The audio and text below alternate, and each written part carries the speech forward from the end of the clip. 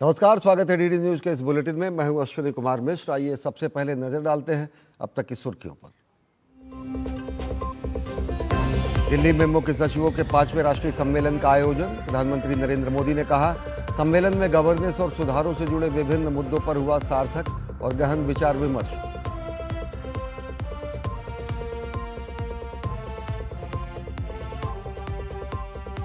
विकसित भारत जी राम जी को लेकर नहीं थम रहा सियासी बवाल। कांग्रेस ने मनरेगा बचाओ अभियान शुरू करने का किया फैसला, तो केंद्रीय मंत्री शिवराज सिंह चौहान ने कड़ी प्रतिक्रिया दी। कहा, कांग्रेस का शोर सिर्फ राजनीतिक, कांग्रेस के पास न नीयत थी न नीति। चुनावी फायदे के लिए महात्मा गांधी जी का जोड़ा गया था नाम।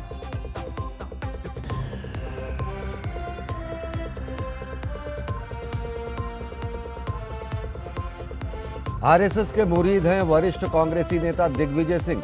सोशल मीडिया पर साझा की दिल की बात, तो पार्टी में मची खलबली।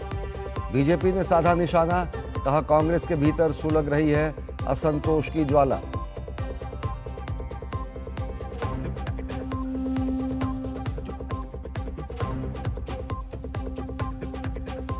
राहुल गांधी की जर्मनी यात्रा पर भाजपा ने कांग्रेस पर साधा निशाना। पार्टी प्रवक्ता सुधांशु त्रिवेदी ने राहुल गांधी पर लगाया भारत विरोधी गठबंधन का हिस्सा होने का आरोप। कहा, भारत की छवि को नुकसान पहुंचाना कांग्रेस का लक्ष्य।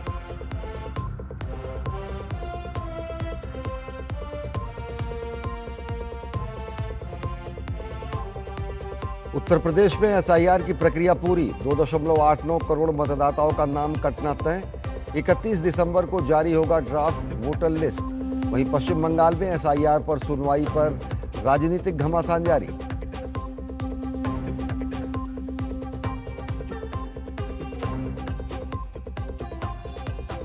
और अंडर 19 विश्व कप और दक्षिण अफ्रीका दौरे के लिए भारतीय टीम का ऐलान। आयुष महात्रे को सौंपी गई विश्व कप टीम की कमान। वैभव सूर्यवंशी होंगे दक्षिण अफ्रीका दौरे के लिए भारतीय टीम के कप्तान।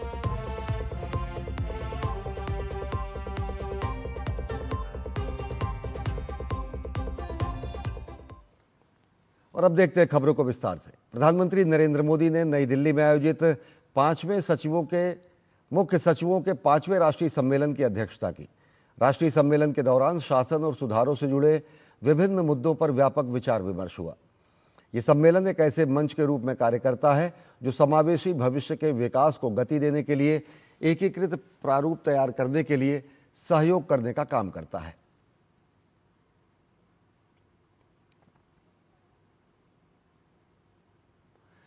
भारत की ग्रामीण अर्थव्यवस्था के लिहाज से 21 दिसंबर 2025 का दिन टर्निंग पॉइंट के रूप में दर्ज हो गया है।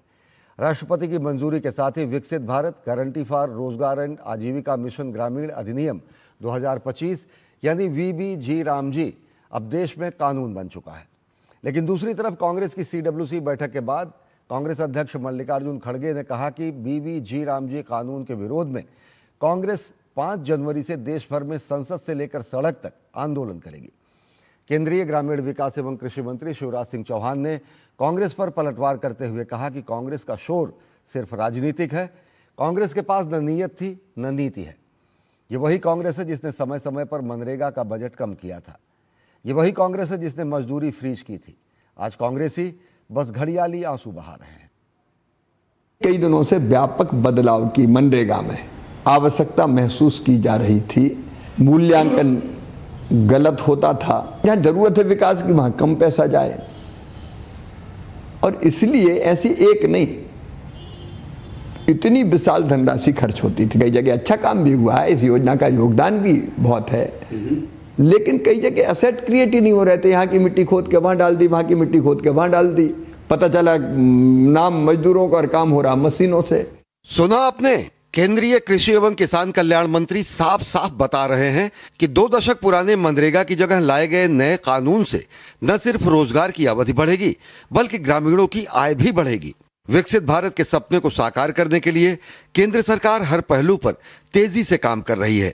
इसी क्रम में ग्रामीण इलाकों में रोजगार के बेहतर अवसर मुहैया कराने का प्रयास किया जा रहा है। इसीलिए 2 दशक पुराने मनरेगा में बदलाव करते हुए कई नए प्रावधान जोड़े गए हैं। विकसित भारत जी राम जी को आय सहायता और बड़े ग्रामीण विकास के बीच एक सशक्त संबंध के रूप में देखा जा रहा है। इस विधेयक को तैयार करने से पहले केंद्र सरकार ने राज्यों के साथ व्यापक विचार विमर्श किया, तकनीकी कार्यशालाओं का आयोजन किया गया और किसानों, ग्रामीण समुदायों, विशेषज्ञों और नीति निर्माताओं के साथ विस्तार पूर्वक चर्चा की गई ताकि जमीनी जरूरतों और व्यावहारिक चुनौतियों को समझा जा सके। यह कानून आय सहायता, परिसंपत्ति निर्माण, कृषि की दीर्घकालिक स्थिरता और समुदाय के नेतृत्व वाले ग्रामीण विकास को अलग अलग पहलुओं के रूप में नहीं बल्कि आपस में जुड़े तत्व के रूप में देखता है। इससे ग्रामीण अर्थव्यवस्था मजबूत होगी और किसानों और ग्रामीण परिवारों की आय बढ़ाने में मदद मिलेगी। इसका उद्देश्य केवल अल्पकालिक सहायता देना नहीं बल्कि ग्रामीण क्षेत्रों में टिकाऊ विकास की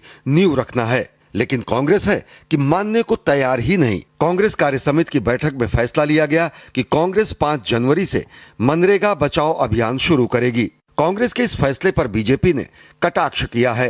भारतीय राष्ट्रीय कांग्रेस पार्टी अग्रणी भूमिका लेते हुए 5 जनवरी से मनरेगा बचाओ अभियान की शुरुआत करेगी। महात्मा गांधी राष्ट्रीय ग्रामीण रोजगार गारंटी अधिनियम मनरेगा का हर हाल में रक्षा करेंगे। विपक्ष का काम राजनीति करना है, आधारविहीन राजनीति करना है, तथ्यविहीन राजनीति करना है, मुद्दे के विहीन राजनीति करना है और झूठ के पहाड़ खड़े करना है। और लेकिन झूठ के पहाड़ खड़े करने में वो हमेशा ही विफल हुए हैं। आने वाले समय में इस तरह के झूठ की राजनीति करने के कारण से वो और भी अधिक हाशिए तक सिमटने वाले हैं। इस बदलाव का देश भर में स्वागत हो रहा है। ग्रामीण इलाकों में लोग प्रधानमंत्री नरेंद्र मोदी को धन्यवाद दे रहे हैं।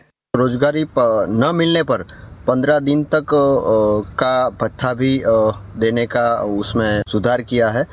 वो बहुत ही मतलब ग्रामीण के जो लोग हैं उनको उससे फ़ायदा मिलने वाला है। जो बेरोजगार लोग हैं उनको भी फ़ायदा होने वाला है और ये फ़ायदा करने के लिए केंद्र की गवर्नमेंट सरकार का मैं बहुत बहुत आभार प्रकट करता हूँ। पहले मनरेगा नाम था, अब जी राम जी किया है, तो ये अच्छा है और ये नाम बदला, सबको रोजगारी ज्यादा मिलेगी और सबके बच्चे को बढ़ाई करने की अच्छा रहेगा।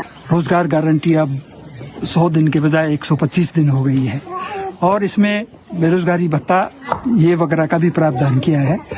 भारत की आत्मा गांव में बसती है। अगर भारत को सशक्त बनाना है तो ग्रामीण इलाके के हालात में सुधार जरूरी है। इसी मकसद से लाए गए विकसित भारत जी राम जी के तहत 100 दिन की जगह अब 125 दिन रोजगार मिलेगा। इससे ग्रामीण मजदूरों की आर्थिक और सामाजिक स्थिति में सुधार होगा।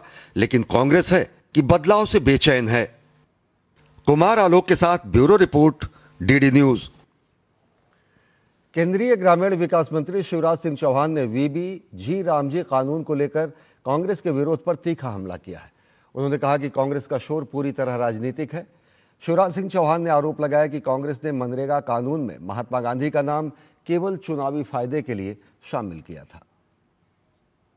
किसानों के हित को भी पूरा करने वाली योजना है, लेकिन कांग्रेस जबरदस्ती भ्रम फैला रही है, झूठ बोल रही है। कायदे में तो कांग्रेस को विकसित भारत जी राम जी योजना का स्वागत करना चाहिए। यह गांव के संपूर्ण विकास के लिए और मजदूरों के कल्याण के लिए है, जिससे परमानेंट असेट खड़े होंगे और गांव आगे बढ़ेंगे। देखिए, ये पहले बनी नरेगा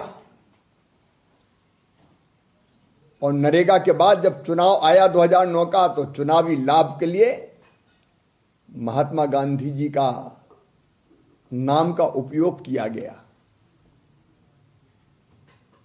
इसके पहले कितनी योजनाएं महात्मा गांधी जी के नाम पर बनी, एक परिवार एक खानदान के नाम पर कितनी योजनाएं बनाई कांग्रेस और यूपीए की सरकारों ने। और इसलिए ये जो योजना बनी है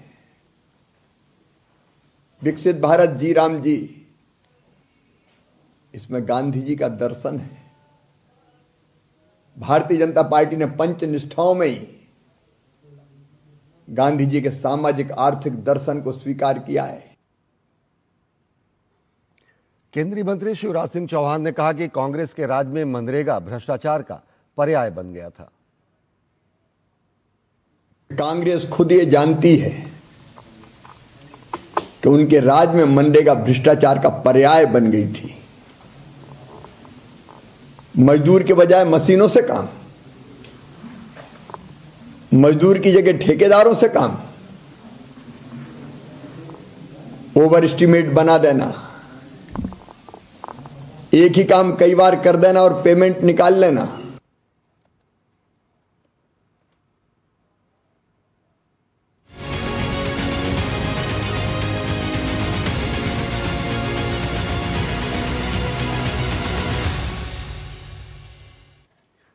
विकसित भारत जी राम जी कानून को लेकर देश भर में उत्साह देखने को मिल रहा है। गुजरात में लोगों ने कहा है कि इससे काफी फायदा होगा। लोगों ने प्रधानमंत्री नरेंद्र मोदी के प्रति आभार जताया है। जो पहले 100 दिन की रोजगारी देने का प्रावधान था, उसमें 100 दिन से बढ़ाकर 125 दिन की रोजगारी देने का वादा किया है और इससे और भी इसमें कई ज़्यादा अच्छे फेरफार किए गए हैं, जिससे हम सबको काफ़ी फ़ायदा होगा। इसके लिए भारत सरकार के हम सब खूब ज़्यादा आभारी है। जी राम जी के तहत लाया गया है। इसके अंतर्गत लोगों को 100 दिन की जगह 125 दिन रोजगारी दी जाएगी और रोजगारी के अंतर्गत 202 रुपए का भुगतान किया जाएगा। अगर व्यक्ति को 15 दिन मजदूरी नहीं भी मिलती है तो भी उसका भुगतान सरकार श्री द्वारा किया जाएगा। इससे लोगों को, गरीबों को, वंचितों को एक मदद के रूप में सहायता मिल सकेगी। मनरेगा पे पहले 100 दिन की थी मजदूरी की, अभी मोदी सरकार ने 125 दिन की है। इसके लिए बहुत मजदूर और नौकरियां सबको अच्छा रोजगार मिलेगा। विकसित भारत जी राम जी कानून पर मध्य प्रदेश में भी लोगों ने खुशी जाहिर की है। प्रधानमंत्री द्वारा हमारे ग्राम में 100 दिन की रोजगार गारंटी के बजाय 125 दिन कर दिया है, जिसका सभी अच्छे रूप से मजदूरी कर पा रहे हैं और इसका लाभ ले पा रहे हैं। 100 दिन का जो रोजगार गारंटी का काम था अब 125 दिन का मिलने लगा। मोदी जी हमारे लिए बहुत कुछ कर रहे हैं। मोदी जी के लिए धन्यवाद।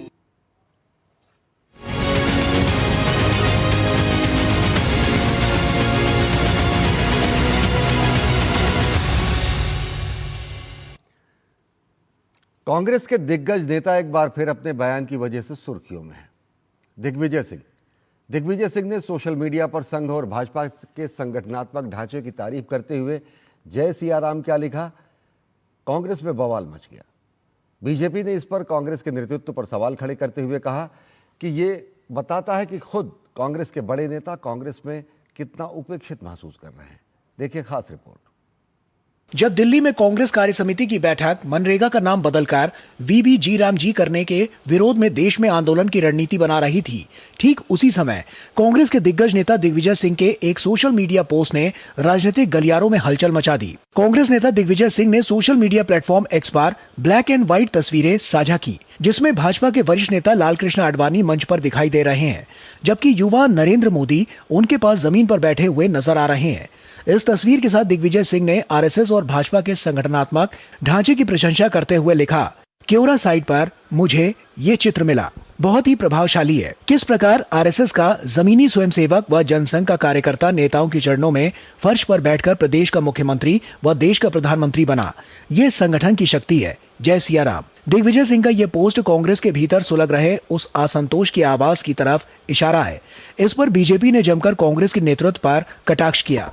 दिग्विजय जी कह रहे हैं कि कांग्रेस पार्टी आज एक फैमिली ओन्ड कंपनी बन चुकी है, जहां पर एक ही व्यक्ति एक ही परिवार में अगर जन्म लेगा तो उसे ही कांग्रेस में सारे अधिकार लेने का अधिकार मिलेगा। अभी तो देखते जाइए, भांजे भांजी आएंगे, वही कांग्रेस चलाएंगे कुछ दिनों बाद। हालांकि इस मुद्दे के गरमाने पर दिग्विजय सिंह ने सफाई पेश की, लेकिन फिर भी आरएसएस की तारीफ करने से नहीं चूके और खुद को संगठन क्षमता का प्रशंसक बता डाला। देखिए, आज की नहीं है, मैं तो शुरू से इस बात को कहता रहा हूं कि राष्ट्रीय स्वयंसेवक संघ की विचारधारा का मैं विरोधी हूं, लेकिन उनकी संगठन क्षमता का मैं प्रशंसक इसलिए हूं कि एक ऐसी संस्था जिसका पंजीयन नहीं है वो आज देश में इतनी शक्तिशाली हो गई। हालांकि पहली बार नहीं है कि दिग्विजय सिंह अपने बयान को लेकर सुर्खियों में है, लेकिन राजनीति में टाइमिंग का बहुत महत्व होता है। जहां बीजेपी का नेतृत्व देश से लेकर प्रदेश तक कार्यकर्ताओं को सौंपा जा रहा है, वहीं कांग्रेस में पार्टी के बड़े नेता से लेकर कार्यकर्ता तक खुद को हाशिए पर समझ रहे हैं। कुमार आलोक के साथ bureau report, DD news. Rahul Gandhi के सलाहकार सैम पित्रोदा के कांग्रेस के ग्लोबल प्रोग्रेसिव अलायंस नामक एक संगठन का हिस्सा बताने को लेकर राजनीतिक घमासान मच गया है। बीजेपी ने कांग्रेस और राहुल गांधी पर निशाना साधा है। बीजेपी प्रवक्ता सुधांशु त्रिवेदी ने आरोप लगाया कि कांग्रेस देश विरोधी संस्था ग्लोबल प्रोग्रेसिव अलायंस का हिस्सा है। वहीं शशि थरूर भी अपने बयान को लेकर सुर्खियों में है। अपने विदेश दौरों में विवादित बयानों से सुर्खियां बटोरने वाले कांग्रेस नेता और लोकसभा में नेता प्रतिपक्ष राहुल गांधी एक बार फिर विवादों में घिरते नजर आ रहे हैं। इस बार बीजेपी ने राहुल गांधी के सलाहकार सैम पित्रोदा के कांग्रेस को ग्लोबल प्रोग्रेसिव अलायंस नामक एक गठबंधन का हिस्सा बताने को लेकर निशाना साधा है। बीजेपी प्रवक्ता सुधांशु त्रिवेदी ने कांग्रेस और जॉर्ज सोरोस पर देश विरोधी संगठनों के साथ मिलकर देश के खिलाफ काम करने का आरोप लगाया। राहुल गांधी के विदेशी दौरों पर भी सवाल उठाते हुए बताया कि कांग्रेस देश विरोधी संस्था ग्लोबल प्रोग्रेसिव अलायंस का हिस्सा है। अब यह ग्लोबल प्रोग्रेसिव अलायंस एक ऐसे संगठन से जुड़ा हुआ है जो भारत विरोधी शक्तियों के साथ और भारत विरोधी बातों को स्थापित करने वाले अनेक संगठनों के नेटवर्क का हिस्सा है। यानी राहुल गांधी जी उसके अध्यक्षीय समकक्ष हैं और सैम पित्रोदा उसके सदस्य हैं। सैम पित्रोदा के यह कहने के बाद भारतीय जनता पार्टी कांग्रेस पार्टी से पूछना चाहती है, क्या आप भारत विरोधी वैश्विक दुरभिसंधि के सदस्य बन गए हैं? राहुल गांधी की सोच से उनकी पार्टी के कई नेता कई बार असहमत नजर आए हैं। शुक्रवार को एक निजी टेलीविजन चैनल के साथ बातचीत करते हुए कांग्रेस सांसद शशि थरूर ने कहा कि विदेश नीति भाजपा या कांग्रेस की नहीं, भारत की होती है। शशि थरूर के बयान पर जहां शहजाद पूनावाला ने शशि थरूर की हिम्मत की दाद देते हुए कह रहे हैं कि राहुल गांधी को उन्होंने आईना दिखाया है, तो वहीं कांग्रेस नेता वी हनुमंथा राव कांग्रेस पार्टी में लोकतंत्र की दुहाई दे रहे हैं। थरूर जी ने फिर से एक बार नेपोकिड राहुल गांधी को एक आईना दिखाया है और उनके प्रोपेगेंडा पर करारा तमाचा दिया है। दूसरी जगह कुछ बोले तो इमीडिएट एक्शन लेते, हमारे पास लेते मोर डेमोक्रेसी है तो बोले उनका एक सोचूंगा, मगर पार्टी का सोच नहीं है। शशि थरूर ने परोक्ष रूप से ही सही पार्टी विरोध और देश विरोध के बीच स्पष्ट रेखा खींचकर एक बार फिर खरी खरी बात कहकर सुर्खियां बटोर रहे हैं। Bureau report, DD news. Paschim Bengal में एसआईआर के तहत सुनवाई की प्रक्रिया जारी है। माइक्रो ऑब्जर्वर की कड़ी निगरानी के बीच सुनवाई की जा रही है। इस बीच बीजेपी ने तृणमूल कांग्रेस के नेता द्वारा प्रक्रिया में हस्तक्षेप का आरोप लगाया है। केंद्र सरकार ने पश्चिम बंगाल के मुख्य निर्वाचन अधिकारी को वाई श्रेणी की सुरक्षा दी है। यूपी में एसआईआर की प्रक्रिया के बाद अब लगभग तय हो गया है कि राज्य में 2,89,00,000 से ज्यादा जाली वोटरों के नाम कटेंगे। यूपी में 31 दिसंबर को आयोग की ड्राफ्ट लिस्ट आएगी। पश्चिम बंगाल में एसआईआर पर राजनीतिक घमासान के बीच राज्य में मतदाता सूची के विशेष गहन पुनरीक्षण यानी एसआईआर के तहत सुनवाई की प्रक्रिया जारी है। पूरे राज्य में 3,234 टेबल पर पहले चरण की सुनवाई चल रही है। सुनवाई के पहले चरण में 31,68,424 अनमैप्ड मतदाताओं की जाँच की जा रही है। ये सुनवाई माइक्रो ऑब्जर्वर्स की कड़ी निगरानी के बीच हो रही है।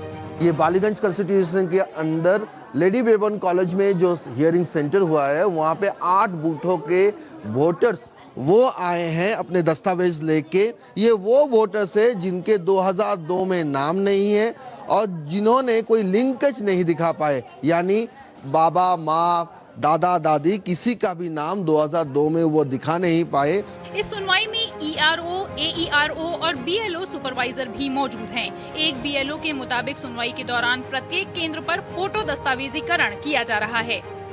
इलेक्टर्स का वहाँ पर हम लोगों को फोटो लेने का इंस्ट्रक्शन दिया गया है। इसे साबित हो पाए कि जो इलेक्टरल आया है वो वही है कि नहीं, उनके बदले में कोई और आकर के हियरिंग करा करके ना जाए। इसके लिए हम लोगों को जो लिस्ट दिया गया है वो लिस्ट से हम लोग फोटो मिला करके काम कर रहे हैं। इस बीच बीजेपी ने एसआईआर प्रक्रिया के बाद चल रही सुनवाई प्रक्रिया में तृणमूल कांग्रेस द्वारा राजनीतिक हस्तक्षेप का आरोप लगाते हुए चुनाव आयोग से शिकायत दर्ज कराई है। कांचपारा हाई स्कूल का वीडियो सोशल मीडिया एक्स पर शेयर करते हुए भाजपा नेता अर्जुन सिंह ने शिकायती पत्र में लिखा कि तृणमूल कांग्रेस के कार्यकर्ताओं द्वारा एसआईआर शिविरों में वोटर्स को डराया जा रहा है। सुनवाई के दौरान राजनीतिक लोगों की उपस्थिति निष्पक्षता को भंग कर रही है। उन्होंने तत्काल कार्रवाई की मांग करते हुए लिखा कि पारदर्शी सुनवाई सुनिश्चित करने और मानक प्रक्रियाओं का सख्ती से पालन होना चाहिए। इस बीच पश्चिम बंगाल के आसनसोल नॉर्थ में एसआईआर से जुड़ी सुनवाई के दौरान तनावपूर्ण स्थिति देखने को मिली। आरोप है कि तृणमूल कांग्रेस से जुड़े लोगों ने सुनवाई प्रक्रिया को बाधित करने की कोशिश की और वहां मौजूद अधिकारियों को डराने का प्रयास किया। सुनवाई केंद्र पर हंगामे के चलते कुछ देर के लिए कार्य प्रभावित हुआ। प्रशासन ने हालात को संभालते हुए स्थिति पर नजर बनाए रखी है। पश्चिम बंगाल में मुख्य निर्वाचन अधिकारी मनोज कुमार अग्रवाल को वाई श्रेणी की सुरक्षा प्रदान की गई है। इसके साथ ही केंद्रीय बलों की तैनाती भी राज्य निर्वाचन आयोग में की गई। निर्वाचन आयोग ने केंद्रीय बलों की तैनाती का अनुरोध किया था। हालांकि टीएमसी केंद्रीय बलों की तैनाती के विरोध में है। उत्तर प्रदेश में मतदाता सूची के विशेष गहन पुनरीक्षण को लेकर बड़ी अपडेट सामने आई है। शुक्रवार रात 12 बजे एसआईआर फॉर्म जमा करने की समय सीमा खत्म हो गई। तय समय सीमा तक फॉर्म जमा न करने वाले 2,89,00,000 मतदाताओं के नाम अब वोटर लिस्ट से हटाए जाने की प्रक्रिया जारी है। चुनाव आयोग के आंकड़ों के अनुसार इनमें स्थानांतरित, मृत, डुप्लीकेट और अनुपस्थित मतदाता बड़ी संख्या में शामिल हैं। वहीं चुनाव आयोग 31 दिसंबर के बाद 1,11,00,000 वोटर्स को नोटिस भेजेगा। उत्तर प्रदेश के मुख्य निर्वाचन अधिकारी नवदीप रेणवा ने बताया कि 31 दिसंबर को ड्राफ्ट मतदाता सूची जारी की जाएगी। ड्राफ्ट मतदाता सूची पर 31 दिसंबर से 30 जनवरी 2026 तक दावे और आपत्तियां ली जाएंगी। वहीं 31 दिसंबर से लेकर 21 फरवरी 2026 तक नोटिस चरण में गणना प्रपत्रों पर निर्णय और दावों और आपत्तियों का निस्तारण किया जाएगा। फिर 28 फरवरी 2026 को अंतिम मतदाता सूची जारी कर दी जाएगी। ब्यूरो इनपुट के साथ सौरभ दत्ता और विकास सिंह की report, DD news. Paschim Bengal के नंदीग्राम में भाजपा के एक अनुसूचित जाति कार्यकर्ता के परिवार की पुलिस पिटाई की घटना पर राष्ट्रीय महिला आयोग ने कड़ा रुख अपनाया है। आयोग की सदस्य अर्चना मजूमदार ने एक्स पर इसे बेहद गंभीर मामला मानते हुए संबंधित अधिकारियों से विस्तृत रिपोर्ट मांगी है। सोशल मीडिया एक्स पर अपने पोस्ट में उन्होंने लिखा, नंदीग्राम से सामने आई इस भयावह घटना से हम स्तब्ध और बेहद चिंतित हैं। पुलिस द्वारा की गई मनमानी, विशेषकर अनुसूचित जाति के परिवार, महिला और बालिग बच्चे के खिलाफ ये बेहद गंभीर मामला है और इसे हल्के में नहीं लिया जा सकता। संबंधित अधिकारियों से विस्तृत रिपोर्ट मांगी गई है। मामले की विधिवत जांच की जाएगी और दोषियों को जवाबदेह ठहराया जाएगा। आयोग की सदस्य ने साफ कहा है कि महिलाओं के अधिकारों का उल्लंघन या सत्ता का दुरुपयोग कतई बर्दाश्त नहीं किया जाएगा।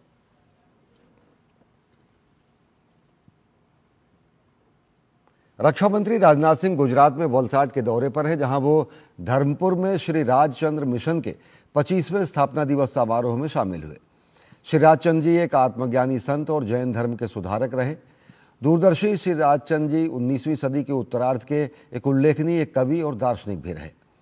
श्री राजचंद्र मिशन का शिलान्यास 4 अगस्त 2000 को हुआ था और 2025 में इसके 25 साल पूरे हुए हैं और मिशन रजत महोत्सव के रूप में इसे बड़े उत्साह के साथ मना रहा है। इसी रजत महोत्सव में शामिल होने के बाद राजनाथ सिंह ने कहा कि श्रीमद राजचंद्र मिशन धर्मपुर के माध्यम से भगवान महावीर की शिक्षाओं को विश्व भर में फैलाने में महत्वपूर्ण अभियान चलाया जा रहा है। गुरुदेव श्री राकेश जी ने श्रीमद रामचंद्र मिशन धर्मपुर की स्थापना करके भगवान महावीर की शिक्षाओं को विश्व भर में फैलाने का एक अभियान प्रारंभ किया है और श्रीमद रामचंद्र जी के ज्ञान प्रवाह को सदैव जारी रखा जाए, यह उनका सोच है, यह उनकी विचार है। गुरुदेव श्री राकेश जी द्वारा किए जा रहे यह सब सारे कार्य मानवता की शांति और समरसता, मानवता को शांति और समरसता की ओर ले जाने के लिए समर्पित हैं। मैं ऐसा मानता हूं। केंद्रीय इलेक्ट्रॉनिक्स और आईटी मंत्री अश्विनी वैष्णव ने कहा कि भारत दुनिया का दूसरा सबसे बड़ा मोबाइल निर्माता देश बन चुका है। भारत की उपलब्धि प्रधानमंत्री नरेंद्र मोदी द्वारा शुरू की गई प्रोडक्शन इंसेंटिव लिंक योजना के तहत है। उन्होंने इलेक्ट्रॉनिक्स उत्पादन में 6 गुना हुई बढ़ोतरी का जिक्र किया।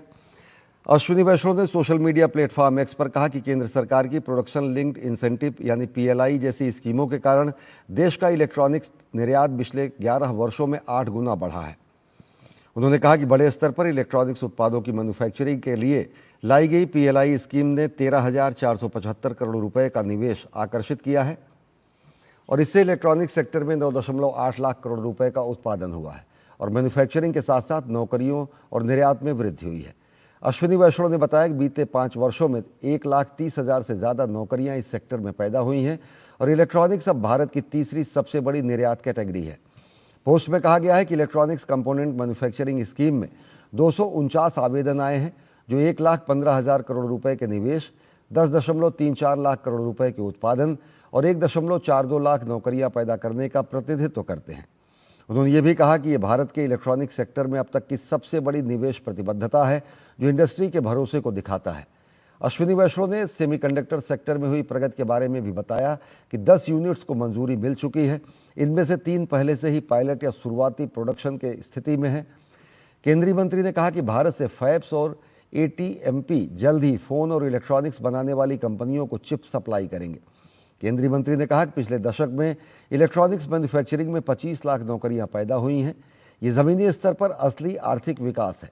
उन्होंने कहा कि जैसे जैसे हम सेमीकंडक्टर और कंपोनेंट मैन्युफैक्चरिंग को बढ़ाएंगे, रोजगार के अवसर और तेजी से बढ़ेंगे। ये मेक इन इंडिया की सफलता की कहानी है।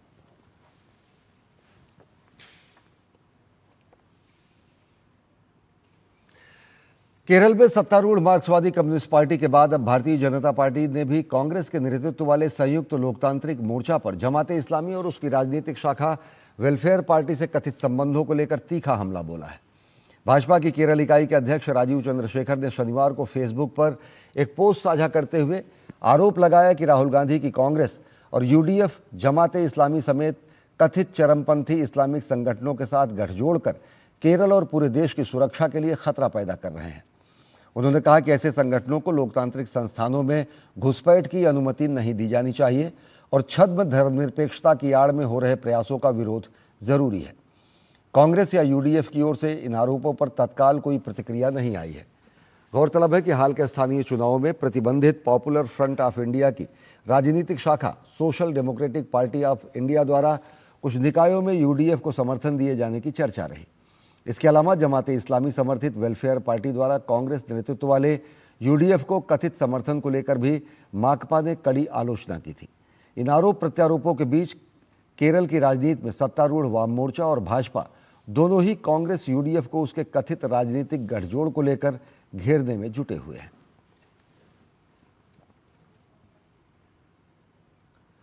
त्रिशूर नगर निगम में कांग्रेस की अंदरूनी सच्चाई खुलकर सामने आई है। कांग्रेस की महापौर निजी जस्टिन पर मेयर पद के लिए पैसों से खरीदारी का आरोप लगाने वाली कांग्रेस पार्षद लाली जेम्स को पार्टी से निलंबित कर दिया है। पार्टी से निलंबित होने के बाद भी उन्होंने अपने आरोप दोहराए हैं। लाली जेम्स का दावा है कि निजी जस्टिन और उनके पति ने मेयर बनने के लिए पैसों से भरा सूटकेस लेकर पार्टी नेताओं के दरवाजे खटखटाए। आरोप सामने आते ही कांग्रेस ने सवालों का जवाब देने के बजाय आरोप लगाने वाली पार्षद को ही निलंबित कर दिया। निलंबन पर लाली जेम्स ने साफ कहा कि वो इसे खुशी खुशी स्वीकार करती हैं, न सफाई मांगेंगी न वजह पूछेंगी। उन्होंने ये भी कहा कि वो सदस्यता बहाली के लिए किसी से गुहार भी नहीं लगाएंगी, लेकिन कांग्रेस की समर्थक बनी रहेंगी। दिलचस्प बात यह है कि आरोप लगाने वाली पार्षद ने पार्टी के निर्देशों का पालन करते हुए महापौर चुनाव में निजी जस्टिन के पक्ष में वोट डाला था।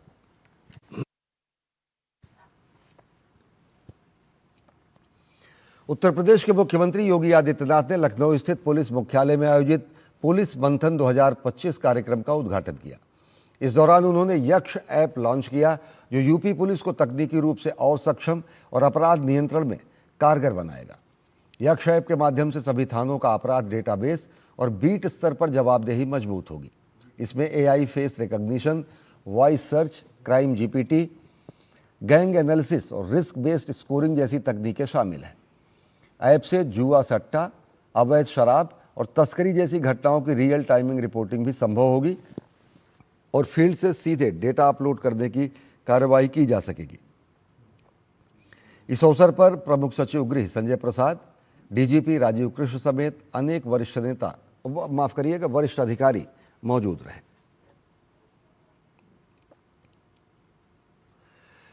भारत सरकार के उपभोक्ता मामले के विभाग की एक प्रमुख पहल राष्ट्रीय उपभोक्ता हेल्पलाइन NCH देश भर में उपभोक्ताओं की शिकायतों के प्रभावी, समयबद्ध और मुकदमेबाजी से पहले निवारण में महत्वपूर्ण भूमिका निभा रही है। इस साल 25 अप्रैल से 26 दिसंबर तक की 8 महीने की अवधि के दौरान हेल्पलाइन ने 31 क्षेत्रों में राशि वापस दिलवाने के दावों से संबंधित 67,265 उपभोक्ता शिकायतों का समाधान करते हुए 45 करोड़ रुपए की राशि उपभोक्ताओं को वापस दिलाई है। शिकायतों और समाधान के मामले में ई-कॉमर्स क्षेत्र सबसे आगे रहा, जहां 39,965 शिकायतों के परिणामस्वरूप 32 करोड़ रुपए की राशि वापस दिलाई गई। इसके बाद यात्रा और पर्यटन क्षेत्र का स्थान रहा, जिसमें 4,050 शिकायतें दर्ज की गई और 3.5 करोड़ रुपए की राशि वापस दिलाई गई।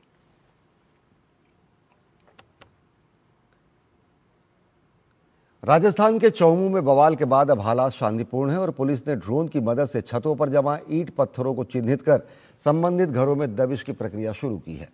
अब तक करीब 125 उपद्रवियों को हिरासत में लिया गया है। प्रशासन ने सोशल मीडिया पर किसी भी तरह के अफवाह फैलाने से रोकने के लिए इलाके में फिलहाल मोबाइल और इंटरनेट सेवाएं बंद कर दी हैं।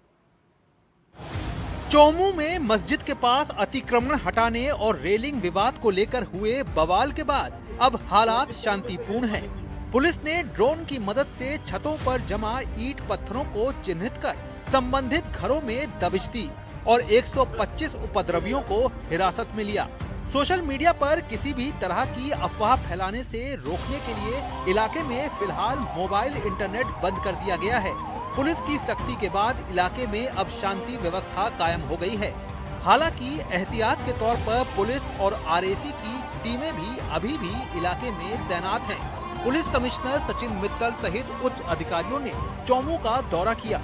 ड्रोन के माध्यम से लगातार निगरानी भी की जा रही है। पूर्णतः हालात सामान्य है। हमने इसमें एक प्रकरण पंजीबद्ध किया है जो कि राजकार्य में बाधा, हत्या का प्रयास, सरकारी संपत्ति को नुकसान पहुंचाने, इसमें कुछ लोगों को नामजद किया है। और ड्रोन सर्वे से हम जो कुछ CCTV फुटेज है, अन्य जो टेक्निकल आधार है उसमें जो और इस उपद्रव में जो शामिल थे उन लोगों की पहचान कर रहे हैं, उनके खिलाफ सख्त कार्रवाई करेंगे। केंद्रीय मंत्री गिरिराज सिंह ने घटना को दुर्भाग्यपूर्ण बताते हुए कहा कि सरकार डरने वाली नहीं है, अतिक्रमण का काम चलता रहेगा। इससे साबित होता है कि अपने शक्ति परीक्षण आज वो प्रदर्शित करना चाहते हैं, लेकिन सरकार उनके इस शक्ति परीक्षण से डरने वाली नहीं है। अतिक्रमण का काम चलते। प्रदेश के मुख्यमंत्री आदरणीय भजनलाल शर्मा साहब ने बार बार कहा है कि किसी भी कीमत पर अशांति बर्दाश्त नहीं होगी, अपराधियों को नहीं बख्शा जाएगा और उसी के तहत हम हमेशा काम करते हैं। चौमू में भी हमने यही किया कि जो उपद्रवी थे, जिन्होंने पुलिस पर हमला किया और जबरदस्ती और अतिक्रमण करने पर उतारू थे, उनके खिलाफ कार्रवाई की है। मस्जिद के बाहर अतिक्रमण हटाने को लेकर विवाद शुरू हुआ था। विवाद गुरुवार की देर रात धीरे धीरे उग्र विरोध में बदल गया। आरोप है कि सहमति से हो रहे काम के बीच उग्र हुई भीड़ ने पुलिस पर पत्थरबाजी शुरू कर दी। पथराव में कई पुलिसकर्मी घायल हुए। भीड़ को तितर बितर करने और आगे हिंसा को रोकने के लिए पुलिस ने हल्का बल प्रयोग किया और आंसू गैस के गोले दागे। फिलहाल इलाके में पुलिस की भारी तैनाती की गई है और स्थिति पूरी तरह से नियंत्रण में है। प्रशासन ने लोगों से शांति बनाए रखने और अफवाहों से बचने की अपील की है। Bureau report, DD news. Maharashtra में अवैध रूप से रह रहे 6 बांग्लादेशी महिलाओं को गिरफ्तार किया गया है। नासिक पुलिस ने इन महिलाओं को प्रसिद्ध पांडवलेनी गुफाओं के पास कौठेरकर वाड़ी से पकड़ा। इन अवैध बांग्लादेशियों की मदद करने के आरोप में एक स्थानीय व्यक्ति को भी गिरफ्तार किया गया है। पुलिस ने इन महिलाओं के मोबाइल फोन से बांग्लादेशी राष्ट्रीयता कार्ड, फर्जी आधार और पैन कार्ड मिले हैं। नासिक निवासी बॉबी और लकी उर्फ लियाकत हमीद कुरैशी नाम के 2 व्यक्तियों ने इन महिलाओं को नासिक में रहने में मदद की, जिनमें से कुरैशी को गिरफ्तार कर लिया गया है। नासिक पुलिस ने इन अवैध बांग्लादेशियों के खिलाफ भारतीय न्याय संहिता BNS, पासपोर्ट अधिनियम और विदेशी अधिनियम की धाराओं के तहत मामला दर्ज किया है। पिछले कुछ महीनों में पूरे देश में अवैध बांग्लादेशी और रोहिंग्याओं के धरपकड़ का कार्यक्रम तेजी से चल रहा है।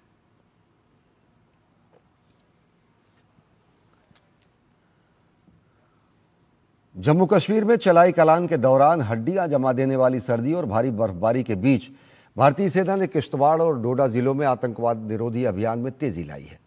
रक्षा प्रतिष्ठान के सूत्रों के अनुसार सेना ने उच्च और बर्फीले क्षेत्रों में अपने अभियान का दायरा बढ़ाते हुए पाक प्रायोजित आतंकवादियों की तलाश तेज कर दी है, ताकि वे सर्दियों में छिपने के अवसर के रूप में इसे इस्तेमाल न कर सके।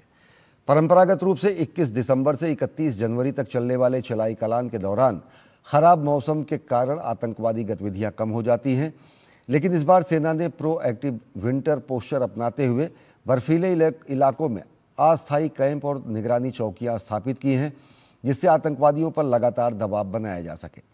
खुफिया आकलन के मुताबिक जम्मू क्षेत्र में फिलहाल 30 से 35 पाकिस्तानी आतंकवादी सक्रिय बताए जा रहे हैं, जो कि निचले इलाकों में सुरक्षा बढ़ने और स्थानीय समर्थन घटने के कारण ऊंचे पर्वतीय क्षेत्रों में शरण लेने की कोशिश कर रहे हैं। सेना की रणनीति दोहरी है, बचे हुए आतंकवादी ठिकानों का खात्मा और आतंकवादियों को ऊंचे दुर्गम इलाकों तक सीमित रखना। इसके लिए घाटियों से लेकर ऊंची पहाड़ियों तक और चोटियों तक लगातार तलाशी निगरानी अपनाई जा रही है। ड्रोन, थर्मल इमेजिंग और ग्राउंड सेंसर जैसी तकनीकें बड़े पैमाने पर इस्तेमाल की जा रही हैं। इंडियन इम्यूनोलॉजिकल्स लिमिटेड IIL ने रेबीज वैक्सीन अभयरैब को लेकर ऑस्ट्रेलियाई स्वास्थ्य एजेंसी की चेतावनी को भ्रामक और अत्यधिक सतर्कता भरा बताया है। कंपनी ने स्पष्ट किया है कि जिस कथित नकली बैच KA24014 का जिक्र किया गया था, उसकी पहचान जनवरी 2025 में ही कर ली गई थी और उसे तुरंत बाजार से हटा लिया गया था। इससे पहले Australian technical advisory group on immunisation ने दावा किया था कि नवंबर 2023 से भारत में नकली बैच प्रचलन में है और कुछ यात्रियों को दोबारा टीकाकरण की सलाह दी थी। IIL ने कहा कि यह एक अलग थलग घटना थी और सभी अधिकृत आपूर्तियां सुरक्षित हैं। कंपनी के अनुसार अभयरैब वर्ष 2000 से निर्मित हो रही है और अब तक 40 से अधिक देशों में 21 करोड़ से ज़्यादा खुराकें दी जा चुकी हैं। सभी बैच भारत सरकार की केंद्रीय औषधि प्रयोगशाला से स्वीकृत होते हैं। नए साल से ठीक पहले दिल्ली पुलिस ने संगठित अपराध के खिलाफ बड़ा अभियान चलाते हुए ऑपरेशन आघात के तहत साउथ और साउथ ईस्ट जिलों में सख्त कार्रवाई की है। पिछले 24 घंटे में पुलिस ने 2800 से ज़्यादा लोगों से पूछताछ कर 600 से अधिक अपराधियों को गिरफ्तार किया है, जबकि 850 लोगों को प्रिवेंटिव हिरासत में रखा गया है। कार्रवाई के दौरान पुलिस ने 24 पिस्टल, 44 चाकू, 8 किलो गांजा, 22,500 शराब के क्वार्टर, चोरी की गाड़ियां और मोबाइल फ़ोन बरामद किए हैं। आर्म्स एक्ट के तहत 66 मुकदमे दर्ज किए गए हैं, 68 जुआरी गिरफ्तार किए गए हैं। सार्वजनिक स्थानों पर शराब पीने के आरोप में 350 से ज़्यादा लोगों पर कार्रवाई की गई है। पुलिस ने बताया कि 350 मोबाइल फ़ोन जब्त किए गए हैं, जिन्हें सत्यापन के बाद मालिकों को लौटाया जाएगा, जबकि 350 से अधिक लावारिस गाड़ियों पर भी कार्रवाई की गई है। इस ऑपरेशन में 150 हिस्ट्री शीटर भी पकड़े गए हैं। दिल्ली पुलिस के अनुसार आघात 2.0 में पिछले अभियान की तुलना में 250% ज़्यादा सफलता मिली है। नए साल के जश्न को देखते हुए पुलिस ने चेतावनी दी है कि कानून तोड़ने वालों के खिलाफ सख्त कदम उठाए जाएंगे और ड्रंक एंड ड्राइव के विशेष अभियान चलाए जाएंगे। हर थाने से स्पेशल स्टाफ और यूनिट्स फील्ड में तैनात रहेंगे ताकि नया साल कानून के दायरे में मनाया जा सके।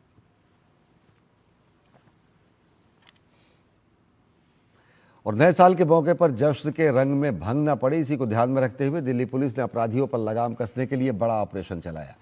दिल्ली पुलिस ने न केवल बड़ी संख्या में गिरफ्तारियां की हैं, बल्कि उनके पास से हथियार, ट्रक्स, चोरी की गाड़ियां और मोबाइल भी बरामद हुआ है।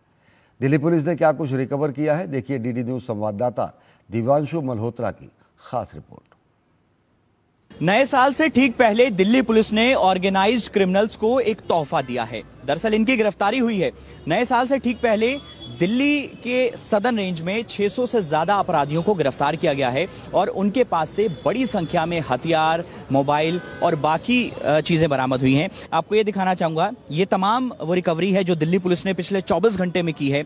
करीब 2 दर्जन ये हथियार बरामद किए हैं और 2 दर्जन से ज्यादा जो चाकू हैं, जो कि कोई ना कोई क्राइम में ये हम कह सकते हैं कि शामिल होते, लेकिन उससे ठीक पहले दिल्ली पुलिस ने पकड़े हैं। ये देखिए, अलग अलग तरीके की ये पिस्टल्स हैं, long barrel, short barrel, single shot, multi shots, ये तमाम पिस्टल्स भी बरामद की गई हैं। हमारे साथ बातचीत करने के लिए DCP south east doctor Hemant Tiwari ji हैं।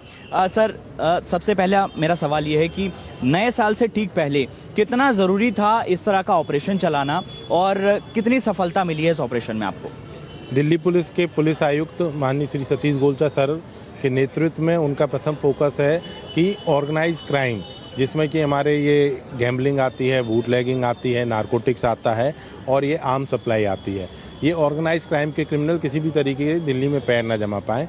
तो सर के इसी विजन को क्रियान्वित करने के लिए दक्षिण पूर्वी जिला पुलिस ने सितंबर के महीने में ऑपरेशन आघात का पहला वर्जन शुरू किया था।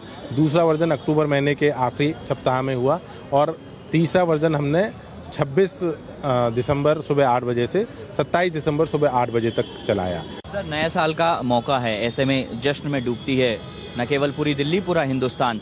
आपका जिला जो है वो जो है दूसरे स्टेट से भी मिलता है, तो किस तरह से इंटर स्टेट कोऑर्डिनेशन बिठाया जाएगा नए साल से ठीक पहले और कोई क्रिमिनल एक्टिविटी ना हो, इसको ध्यान में रखा जाएगा? हम नए साल के लिए पूर्ण रूप से सतर्क हैं। हमने जो हमारे जो बॉर्डरिंग डिस्ट्रिक्ट है वहाँ के पुलिस, लोकल पुलिस से SHO लेवल पे भी संपर्क किया है और शीर्ष अधिकारियों के लेवल पे भी संपर्क किया है।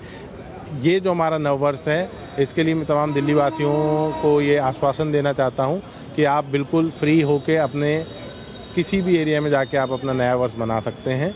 तो न केवल हथियार, बाकी चीज़ें बरामद हुई हैं और बड़ी संख्या में आपको एक ये तस्वीर दिखाना चाहूँगा कि मोबाइल भी बरामद किए गए हैं। ये दरअसल वो मोबाइल हैं जो कि या तो लूटे हुए थे या फिर लोगों के खो गए थे। तो दिल्ली पुलिस का ऑपरेशन आघात पिछले 24 घंटे चला है और दिल्ली पुलिस का ऐसा दावा है कि काफ़ी बड़ी कामयाबी इस पूरे ऑपरेशन के दौरान मिली है। कैमरामैन आनंद कश्यप के साथ दिवांशु मल्होत्रा, दूरदर्शन समाचार, दिल्ली। मैसूरू पैलेस के पास हुए गुब्बारा गैस सिलेंडर विस्फोट में मृतकों की संख्या बढ़कर 3 हो गई है। पुलिस अधिकारियों ने बताया बेंगलुरु के कामाक्षी पाल्या की निवासी लक्ष्मी की शुक्रवार देर रात अस्पताल में इलाज के दौरान मौत हो गई। इससे मृतकों की संख्या बढ़कर 3 हो गई है।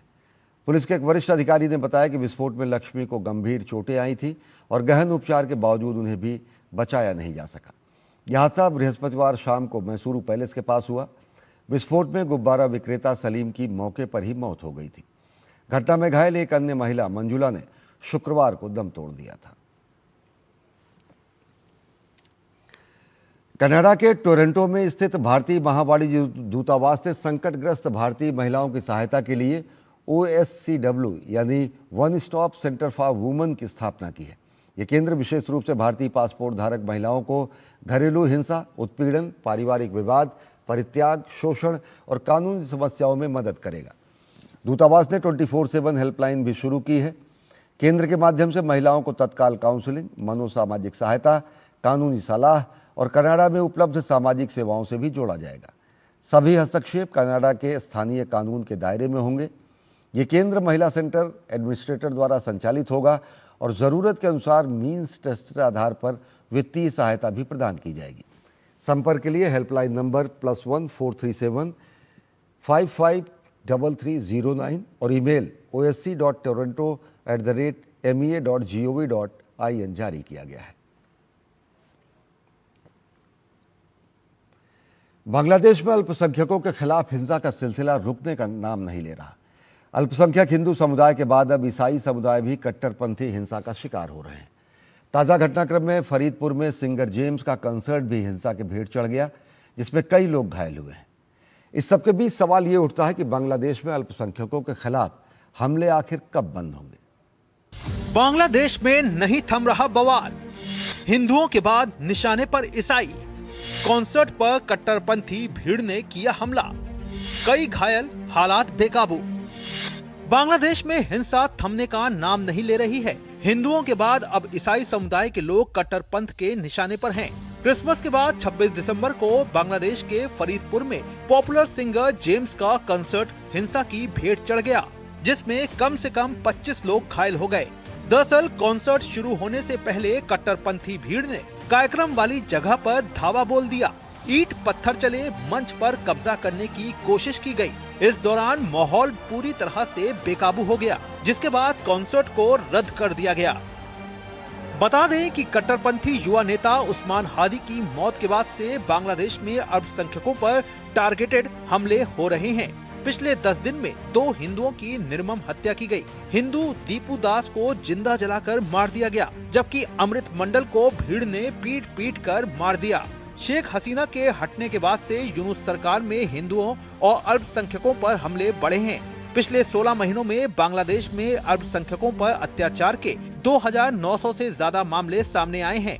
हिंदुओं की करोड़ों की संपत्ति भी खाक में मिलाई जा चुकी है। घर दुकानों को आग के हवाले किया जा रहा है। भारत में हिंदुओं की हत्या को लेकर जबरदस्त आक्रोश है। गुवाहाटी में हिंदू संगठनों ने बांग्लादेश के सहायक उच्चायोग कार्यालय के बाहर विरोध प्रदर्शन किया। दरअसल बांग्लादेश में आम चुनाव की घोषणा के बाद से ही हालात बदले और निशाने पर हिंदू हैं।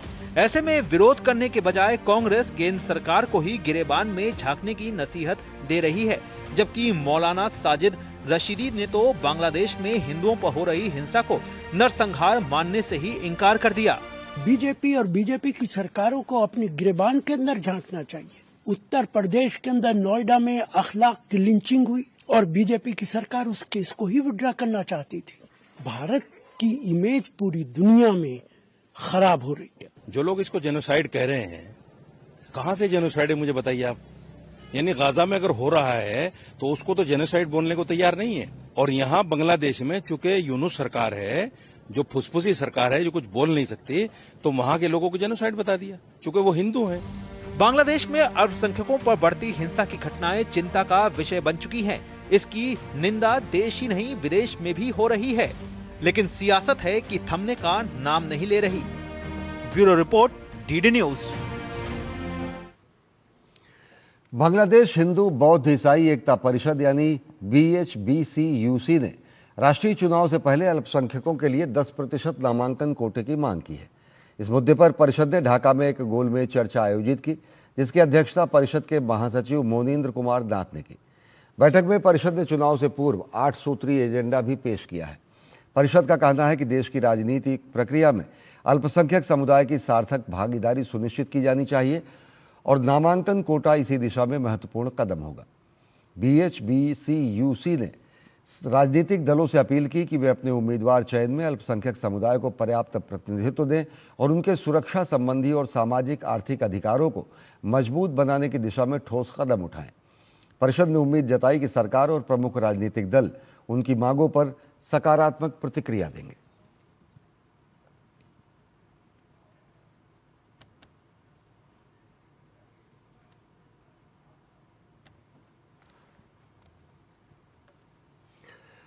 म्यांमार में रविवार से शुरू हो रहे आम चुनाव से पहले चुनाव प्रचार बेहद सुस्त रहा। स्थानीय लोगों का कहना है कि इस बार प्रचार में पिछले चुनाव जैसी हलचल और उत्साह नहीं दिखा। चुनाव ऐसे समय में हो रहे हैं जब देश गृहयुद्ध और मानवीय संकट से जूझ रहा है। साथ ही कई संगठनों और विशेषज्ञों ने चुनाव को सत्ता में सेना की पकड़ मजबूत करने का प्रयास बताते हुए इसकी कड़ी आलोचना की है। म्यांमार में 2021 से सैन्य तख्तापलट के बाद पूरे देश में संघर्ष जारी है। सेना ने उस समय नोबेल पुरस्कार विजेता आंग सान सू की के नेतृत्व वाली चुनी हुई सरकार को सत्ता से हटाकर आपातकाल लागू किया था। सेना ने 2020 के आम चुनाव में धांधली का आरोप लगाते हुए सत्ता छीना था, जबकि अंतर्राष्ट्रीय पर्यवेक्षकों ने उस वक्त चुनाव को काफ़ी हद तक स्वतंत्र और निष्पक्ष बताया था। लगातार जारी संघर्ष, विस्थापन और आर्थिक संकट के बीच हो रहे इन चुनावों को लेकर विपक्ष और मानवाधिकार समूहों ने सवाल उठाए हैं। उनका कहना है कि मौजूदा हालात में निष्पक्ष मतदान संभव नहीं है और इससे जुंटा शासन को ही लाभ मिलने के आसार हैं। फिलहाल सुरक्षा हालात और कमजोर चुनावी माहौल के बीच जनता किस हद तक मतदान में हिस्सा लेगी, ये देखना महत्वपूर्ण रहेगा। 100 से भी ज़्यादा साल पहले दक्षिण अफ्रीका की धरती पर महात्मा गांधी ने सत्याग्रह की लौ जलाई थी। वैसे तो दक्षिण अफ्रीका में गांधी जी की सक्रियता कई शहरों में थी, लेकिन इसकी शुरुआत जोहानिसबर्ग के पास हुई, एक शांत जगह जहां धूप और हवा भी इतिहास की खुशबू लेकर आती है, और वो है गांधी टॉलस्टॉय फार्म। हमारे संवाददाता अखिलेश सुमन वहां पहुंचे और आज भी वहां स्थानीय लोग महात्मा गांधी की स्मृतियों को किस तरीके से जिंदा रखने की कोशिश कर रहे हैं, देखिए हमारी खास रिपोर्ट। दक्षिण अफ्रीका के जोहान्सबर्ग में डीडी न्यूज़ की टीम आई थी और वहाँ से थोड़ी दूर पर गांधी टॉल्स्टॉय फार्म है, जहाँ की गांधी जी ने अपने जीवन के अनमोल 3 साल बिताए थे। ये 3 साल उनके मानवता के साथ कैसे उसे बेहतर बनाया जा सकता है, इसके प्रयोग से संबंधित थे। हम इसी आश्रम में हैं, गांधी टॉल्स्टॉय फार्म, और हम आपको दिखाएंगे कि क्या है इस गांधी टॉल्स्टॉय फार्म में। जोहान्सबर्ग से लगभग 40 किलोमीटर दूर लेनेसिया गाउतेंग का नितांत शांत इलाका। धूप में नहाई घास, हवा में इतिहास की हल्की महक और दूर पहाड़ी पर उकेरा हुआ नाम गांधी टॉल्स्टॉय फार्म। ये वो स्थान है जहां 1910 में महात्मा गांधी ने अपने साथियों के साथ एक ऐसा समुदाय बसाया जिनके बीच सत्याग्रह सिर्फ नारा नहीं बल्कि उनकी रोजमर्रा की जिंदगी का हिस्सा था। करीब 1100 एकड़ की ये भूमि गांधी जी को उनके जर्मन मूल के साथी हरमन कालेनबाग ने दी थी। गांधी ने रूस के महान विचारक लियो टॉल्स्टॉय के सम्मान में फार्म का नाम टॉल्स्टॉय फार्म रखा, जिनकी अहिंसा और सरल जीवन की शिक्षाओं ने उन्हें भीतर तक प्रभावित किया। गांधी मानते थे चरित्र निर्माण ही संघर्ष की पहली सीढ़ी है।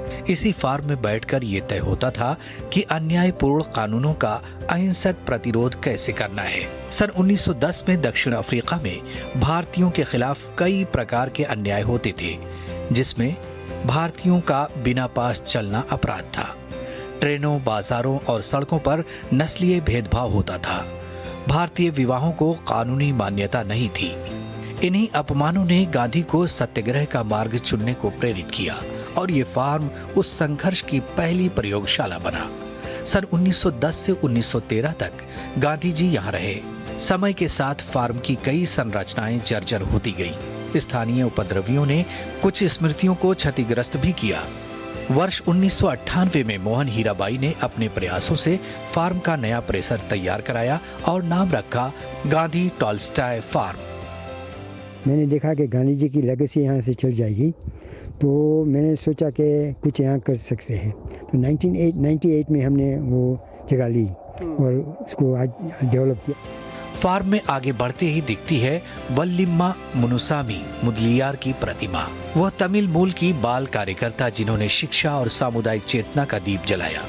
कैंपस में नेल्सन मंडेला की प्रतिमा भी है, जिन्होंने अहिंसा का मार्ग अपनाकर दक्षिण अफ्रीका के संघर्ष को नई दिशा दी।